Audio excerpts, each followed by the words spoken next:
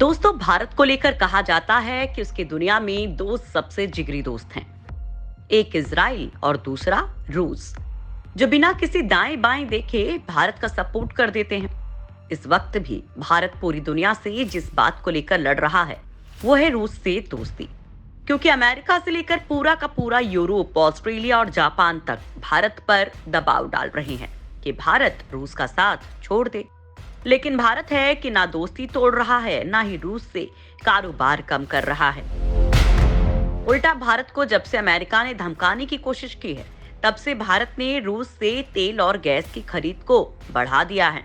तो दोस्तों, यहाँ एक बड़ा सवाल खड़ा होता है कि आखिर वो कौन से तार हैं जो भारत के रूस से बहुत तगड़े जुड़े हुए हैं। आखिर रूस से ही भारत का हजारों साल पुराना याराना क्यों है। तो दोस्तों, ये वीडियो आपके लिए बहुत खास होने वाला है, लिहाजा बने रहिए हमारे साथ। हजारों साल पहले रूस में हुआ करता था सनातन धर्म। रूसी लोगों ने फिर अचानक कैसे अपना लिया ईसाई धर्म। दोस्तों, ये बात आप भी जानते हैं कि हिंदू धर्म दुनिया का तीसरा सबसे बड़ा धर्म है और हिंदू धर्म को दुनिया का सबसे प्राचीन धर्म माना जाता है। हिंदू धर्म को मानने वाले ज्यादातर लोग भारत में ही पाए जाते हैं। लेकिन क्या आप जानते हैं कि 1000 वर्ष पहले भारत के अलावा दुनिया में एक जगह और थी जहां पर हिंदू धर्म को माना जाता था। वो जगह है आज का रूस। वैसे दोस्तों, कभी पूरी दुनिया में सिर्फ हिंदू रहते थे। ऑस्ट्रेलिया, अरब, रूस और यहाँ तक कि अफ्रीका में भी हिंदू रहते थे। हालांकि आज ये तादाद करीब 100 करोड़ है। रूस तो हिंदू का नाम भी है, जिसे खुद रूसी लोग भूल चुके हैं। एक्सपर्ट्स ने रशिया का असली नाम ऋषांग्राह रखा था, यानी ऋषियों के रहने की जगह। और ये तब एक हिंदू राष्ट्र था। करीब 1 साल पहले जब रूस ने ईसाई धर्म को स्वीकार किया था, तब वहां के लोग हिंदू धर्म को ही मानते थे। उससे पहले यहाँ पर वैदिक धर्म, वैदिक संस्कृति का बोलबाला था। लोग अनेकों देवी देवताओं की पूजा किया करते थे।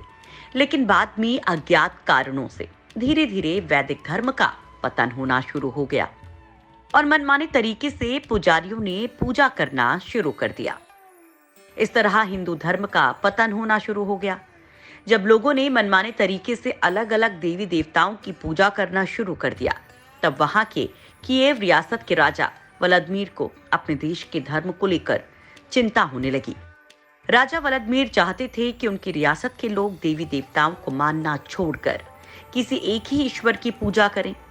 उस समय राजा व्लादिमीर ने नए धर्म की खोजबीन करना शुरू कर दिया। ये वो वक्त था जब दुनिया में 2 धर्मों का सबसे ज्यादा बोलबाला था। व्लादिमीर के सामने भी यही 2 धर्म थे, एक ईसाई, दूसरा इस्लाम। क्योंकि उस जमाने में रूस के आसपास के देशों ने भी इन धर्मों को ही ज्यादा तवज्जो दी थी। कहीं पर इस्लाम को ज्यादा तवज्जो दी जा रही थी, तो कहीं पर ईसाई धर्म का परचम लहरा रहा था। अब राजा व्लादिमीर बड़ी असमंजस की स्थिति में पड़ गए कि कौन सा धर्म ज्यादा अच्छा है। इसके लिए उन्होंने इन दोनों धर्मों की जानकारियां जुटानी शुरू कर दी, क्योंकि राजा को ये तय करना था कि उनकी प्रजा कौन से धर्म को अपनाए।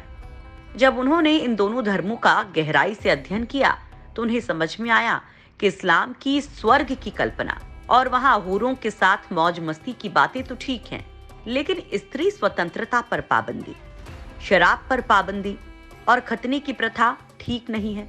खासकर उसे खतना और शराब वाली बात अच्छी नहीं लगी। ऐसे में उसने इस्लाम कबूल करना रद्द कर दिया। इन पाबंदियों को जानकर राजा व्लादिमीर बहुत ज्यादा डर गए थे। उन्हें अंदाजा था कि जब प्रजा को ये धर्म कबूल करने के लिए कहा जाएगा, तो एक तरह की पाबंदियों को थोपने जैसा हो जाएगा। लिहाजा प्रजा में विद्रोह के स्वर भी उठ खड़े होंगे। इसलिए राजा ने इस्लाम धर्म को पूरी तरह से नकार दिया। वहीं दूसरी ओर ईसाई धर्म में किसी भी तरह की पाबंदी की चर्चा नहीं थी। लोगों को स्वतंत्रता के साथ जीने का अधिकार था और उनमें किसी भी प्रकार का सामाजिक भय भी नहीं था। इसके लिए रूसी राजा व्लादिमीर ने ये तय किया कि वो और उसकी कीव रियासत की जनता ईसाई धर्म को ही अपनाएंगे। इसके लिए उन्होंने यूनानी वेजेंटाइन चर्च से बातचीत शुरू की। हालांकि वेजेंटाइन चर्च को कैथोलिक ईसाई धर्म से थोड़ा अलग बताया जाता है, लेकिन यही मूल ईसाई धर्म भी है, जिसे ऑर्थोडॉक्स ईसाई धर्म कहा जाता है। रूस की कीव रियासत के राजा व्लादिमीर ने जब ऑर्थोडॉक्स ईसाई धर्म स्वीकार कर लिया तो अपनी जनता से भी इस धर्म को स्वीकार करने के लिए कहा।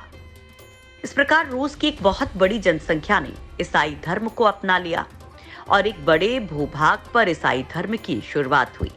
हालांकि ऐसा नहीं था कि रूस की पूरी जनता ने अचानक से ईसाई धर्म को स्वीकार कर लिया हो। इसके बाद भी कई वर्षों तक रूसी जनता अपनी प्राचीन देवी देवताओं की पूजा भी करती रही। बाद में ईसाई पादरियों के निरंतर प्रयासों के चलते रूस में ईसाई धर्म का व्यापक प्रचार प्रसार हो सका और धीरे धीरे रूस के प्राचीन धर्म को नष्ट कर दिया गया। हिंदू धर्म के देवी देवताओं की होती थी पूजा। आज भी खुदाई में मिलती है वैदिक सभ्यता। एक्सपर्ट्स का कहना है कि प्राचीन काल में रूसियों द्वारा की जाने वाली प्रकृति की ये पूजा बहुत कुछ हिंदू धर्म के रीति रिवाजों और रस्मों से मिलती जुलती थी। वे अग्नि, सूर्य, पर्वत, वायु और पवित्र पेड़ों की पूजा किया करते थे, जैसा कि आज भारत में हिंदू करते हैं। उनके सबसे प्रमुख देवता थे विद्युत देवता या बिजली देवता। आसमान में चमकने वाले इस वज्र देवता का नाम पेरुन था। कोई भी संधि या समझौता करते हुए इन पेरुन देवता की ही कस्में खाई जाती थी और उन्हीं की पूजा मुख्य रूप से की जाती थी। हालांकि वे प्रकृति को सम्मान देने के अलावा ये भी मानते थे कि कोई एक ईश्वर है जिसके कारण संपूर्ण संसार संचालित हो रहा है। इन सब के अलावा वे दो देवताओं की सबसे ज्यादा पूजा करते थे, जिनके नाम थे रोग और स्वरोग। सूर्य को वहां देवता के रूप में पूजा जाता था। सूर्य को वहां और भी कई नामों से जाना जाता था, जिनमें सबसे ज्यादा प्रचलन में हॉर्स, यारिला और दाजबोग नामों से जाना जाता था। सूर्य के अलावा प्राचीन कालीन रूस में कुछ मशहूर देवियां भी थीं, जिनके नाम हैं बिरिगिनिया, दीवा, जीवा, लादा, मकोश और मरेना। प्राचीन कालीन रूस की ये मरीना नाम की देवी जाड़ों की देवी थी और उसे मौत की देवी भी माना जाता था। लेकिन यहाँ पर दो देवियों के नाम हिंदू धर्म से काफी मिलते जुलते हैं, जिनमें एक देवी का नाम है मरीना। ऐसा लगता है कि मरीना देवी का नाम हिंदू धर्म के मरना शब्द से लिया गया हो। वहीं दूसरी देवी का नाम जीवा, ये भी हिंदू धर्म के जीव शब्द से लिया हुआ लगता है। दोस्तों, ऐसा लगता है कि ये नाम वहां हिंदू धर्म को मानने वाले लोगों ने ही रखे हों। रूस में जीवा देवी को जीवन देने वाली देवी के रूप में माना जाता है और हिंदू धर्म में जीव को जीवंत आत्मा के रूप में बताया गया है। इसका मतलब हुआ कि जीवा देवी आत्मा के द्वारा लोगों को जीवन देती हैं।